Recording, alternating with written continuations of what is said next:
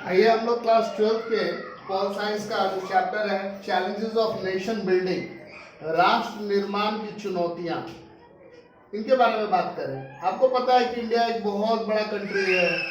अगर population wise देखें तो वर्ल्ड में सेकंड कंट्री, और अगर एरिया वाइज देखें तो वर्ल्ड में 7th नंबर की कंट्री है। इंडिया के साथ क्या है कि इसकी डाइवर्सिटी है बहुत ज़्यादा। अगर इन टर्म्स ऑफ लैंग्वेज बात करें, कल्चर बात करें, इथनिसिटी बात करें, फूड, कस्टम्स, ड्रेसिंग सेंस और बहुत सारी चीज़ों के मामले में बहुत विविधता है। उसके अलावा और भी कई सारे प्रॉब्लम हैं। फ्रैक्शनलिज्म का प्रॉब्लम, कम्युनलिज्म का प्रॉब्लम, इलिटरेसी है, मैलन्यूट्रिशन है, उसके अलावा अनएम्प्लॉयमेंट की चुनौतियां हैं। तो ये सारी चुनौतियां जो है वो क्या करती हैं, राष्ट्र निर्माण में जो सेंस ऑफ नेशनलिज्म है उसको हैम्पर करती हैं कहीं ना कहीं। तो आइए हम अपने क्वेश्चनों की ओर फोकस करें। तो हमारा पहला क्वेश्चन है, what was the promise made regarding formation of states by the Indian leaders. बोलता है भारतीय नेताओं ने कौन से वादे किए थे जब राज्यों का निर्माण हो रहा था, राज्यों का गठन हो रहा था। The Indian leaders had promised the linguistic principle as the basis of formation of states. तो उन्होंने क्या कहा था कि हम जो राज्यों का गठन करेंगे, राज्य जो बनेंगे तो वो भाषाई आधार पर बनेंगे। एक भाषा बोलने वाले लोग, समझने वाले लोग, या वो क्षेत्र जहां पर कोई एक भाषा का प्रोमिनेंस होगा उसे एक अलग से स्टेट का दर्जा देंगे। Question number 2, which famous speech was delivered by Jawaharlal Nehru on the midnight on 15th August 1947 and where. Jawaharlal Nehru ने जो वो अपना फेमस स्पीच दिया था, ट्राइस्ट विद डेस्टिनी, भाग्य की देवी के साथ समझौता। ये स्पीच उन्होंने 14-15 अगस्त की रात को दिया था, मिडनाइट को, कि पूरा विश्व सो रहा है और आज हम भविष्य के साथ जुड़ रहे हैं। और ये दिया गया था कहां पर, कॉन्स्टिट्यूएंट असेंबली में, पार्लियामेंट में दिया गया था। क्वेश्चन थर्ड है, how much Muslim population remain in India in 1951।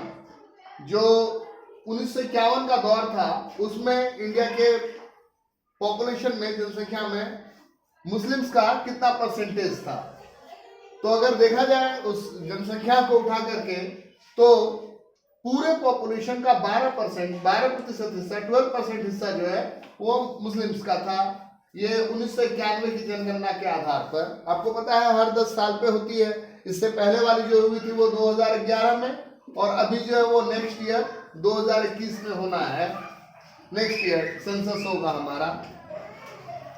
फिर बोलता है, which political organisation was form to protect the interest of Muslim in colonial India. Colonial India, जबकि अंग्रेजों के गुलाम थे हम, उस वक्त कौन सी राजनीतिक संस्था बनी थी जिसका मेन उद्देश्य क्या था कि मुस्लिम्स के इंटरेस्ट को प्रोटेक्ट किया जाए। तो यह मुस्लिम लीग बनी थी। मैं पूछूंगा कि कब बनी थी, तो 1906 में बनी थी। मैं पूछूंगा जगह कौन सा है, तो ढाका। मैं पूछूंगा कि किसने फॉर्म किया, तो नवाब सलीमुल्लाह और आगा खां और मोहम्मद अली जिन्ना, इन 3 लोगों ने मुस्लिम लीग को बनाया था। फिर what were the circumstances. Circumstances का मतलब होता है परिस्थितियां। वे कौन सी परिस्थितियां थी जब देश ने आजादी पाया, जब देश आजाद हुआ। तो देश का आजाद होना हमारे लिए एक बहुत खुशी की बात थी, और लेकिन उसके साथ, देश की आजादी के साथ यह खुशी बहुत सारे दुखों और गमों के साथ भी मिली थी। क्यों? क्योंकि पार्टीशन हुआ। हमारे इंडिया का एक बहुत मेजर हिस्सा जो है वो आज का बांग्लादेश और पाकिस्तान, इसमें चला गया। और दूसरा जो सबसे बड़ी दुखद और त्रासदी वाली चीज थी वो क्या थी कि बहुत जगह पे दंगे भड़क गए।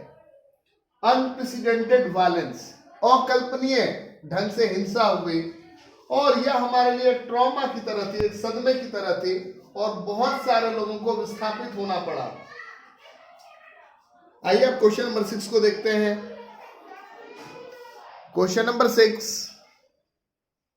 Which states were created on the basis of separate regional culture or complaints of regional imbalance in development? बोलता है कि कौन से राज्य हैं जो बनाए गए इस आधार पर कि हमारा रीजनल कल्चर अलग है, या ये शिकायत थी लोगों की, नेताओं की, कि रीजनल इम्बैलेंस होता है, क्षेत्रीय असमता आती है, विसंगतियां आती हैं इन डेवलपमेंट, विकास में। तो इसके बिहाफ पे आपको पता है कि झारखंड बना, झारखंड बिहार से टूट करके बना था। छत्तीसगढ़ बना, छत्तीसगढ़ जो है वो एमपी से टूट करके बना। और उत्तरांचल बना, ये उत्तरांचल जो है वो यूपी से अलग होकर के बना। क्वेश्चन नंबर 7 में है, name 2 states that were affected by the partition of the country. जहां पर विभाजन की सबसे बड़ी, विभाजन का दर्द जो है वो तो पूरे इंडिया में था, लेकिन जिन 2 राज्यों ने इसकी विभीषिका को सबसे ज्यादा झेला वो क्या था? पंजाब और वेस्ट बंगाल। बहुत व्यापक पैमाने पर हिंसा हुई थी, बहुत व्यापक पैमाने पर दंगे हुए थे, और कहा जाए तो समूची मानवता के लिए पागलपन का दौर था, जब सब एक दूसरे का नुकसान पहुंचा रहे थे और उन्हें अपना लक्ष्य, उन्हें अपनी जिंदगी का मतलब और मानवता से वो हट चुके थे। क्वेश्चन नंबर 8 में देखा जाए, name 2 states today that were once a union territory.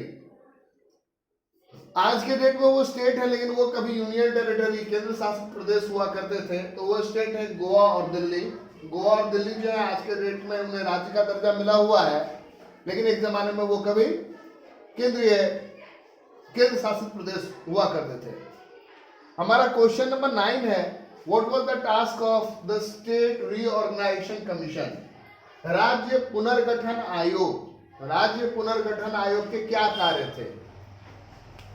The task of the States Reorganization Commission was to look into the question of redrawing of the boundaries of the state, कि जो नए राज्य बनेंगे उनकी सीमाएं क्या होंगी, उसको आपको डिमार्केट करना है, उसको आपको फिर से रीड्रॉ करना है। आप नया राज्य बना रहे हैं तो उसको अलग से विभेदित कीजिएगा ना, तो उसको रीड्रॉ करना ये काम था। अब चूंकि हमने स्टेट रीऑर्गेनाइजेशन कमीशन के बारे में बात कर दिया है, तो एक अगला क्वेश्चन बहुत अच्छा आ जाता है कि ये स्टेट रीऑर्गेनाइजेशन कमीशन बना कब था। तो ये 1953 ईस्वी में 1953 में इसकी स्थापना की गई थी, 1953 में। आइए आगे के क्वेश्चंस को देखते हैं। अभी जाएगा अगला क्वेश्चन है, mention the 3 challenges of nation building. राष्ट्र निर्माण की 3 चुनौतियों के बारे में आपको बात करना है। तो सबसे पहली बात जो है वो foundation of a United nation, एकीकृत राष्ट्र के निर्माण की समस्या। तो एस्टैब्लिश्ड डेमोक्रेसी, वास्तविक अर्थों में प्रजातंत्र की स्थापना, सिर्फ कहने के लिए नहीं, वो प्रजातंत्र जो वास्तविक सेंस में हो। और तीसरी समस्या है development and wellbeing of all, सबों का विकास, सबों की भलाई। फिर पूछा जाता है कि what do you understand by communal zone. ये कम्युनल पॉलिटिक्स जो है ये अंग्रेजों ने खेला, डिवाइड एंड रूल का। Communal zone means the division of a city, किसी शहर को आप बांट रहे हैं ऑन कम्युनल लाइंस, सांप्रदायिक आधार पे, जैसे मुस्लिम जोन या हिंदू सिख जोन, इस तरीके से। Which states were divided into communal zone? बोला जाता है कि किन राज्यों को कम्युनल जोन में बांटा गया था, सांप्रदायिक आधार पर किन राज्यों का बंटवारा किया गया था।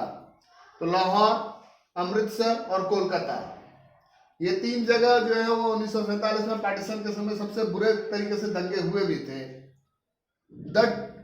अब यहाँ पर ये फिल द ब्लैंक्स है।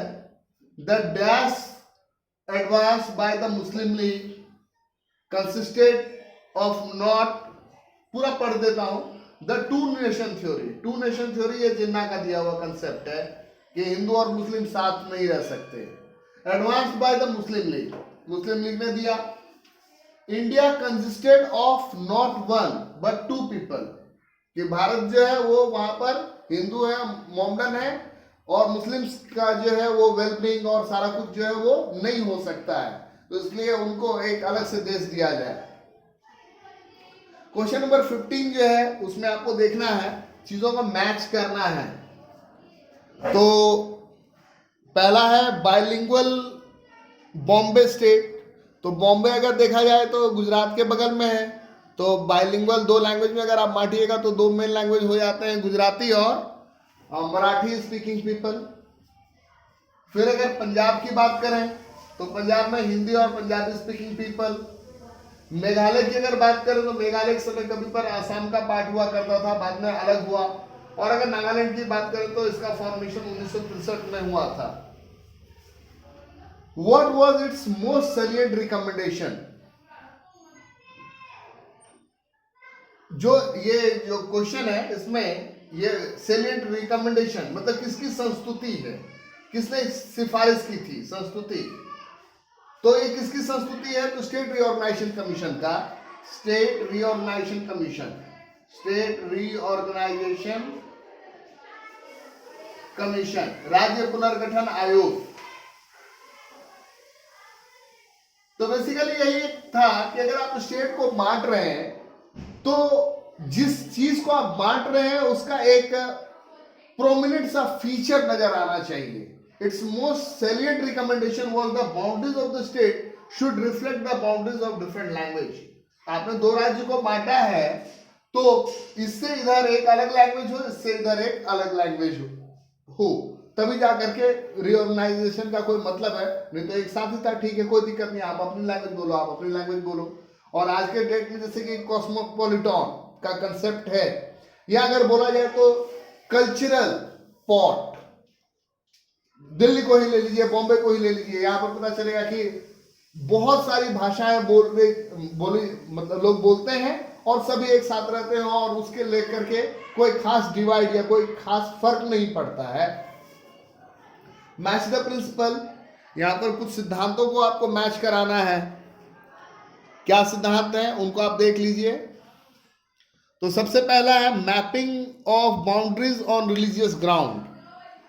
ये जो है इंडिया और पाकिस्तान का जो है बंटवारा है वो क्या है, धार्मिक आधार पर ये किया गया, रिलीजन इसका एक फैक्टर था। दूसरा mapping of boundaries on grounds of different languages के आधार पर जो बाउंड्री बटा। तो अगर वो देखा जाए तो पाकिस्तान और Bangladesh. Demarcating boundaries with in a country bye geographical zone. Geographical behalf पे अगर देखा जाए तो हिमाचल प्रदेश और Uttarakhand. Demarcating boundaries with in a country on administrative and political ground, जो प्रशासनिक या राजनीतिक आधार पर आप राज्यों को बांट रहे हैं। तो ऐसा जो चीज हुआ वो झारखंड और छत्तीसगढ़ के साथ। तो इस तरीके से हमने करीब 16 क्वेश्चंस देखे, 17 क्वेश्चंस देखे। इससे पहले भी मैंने और बहुत सारे डाले हैं। देखते रहिए, सीखते रहिए।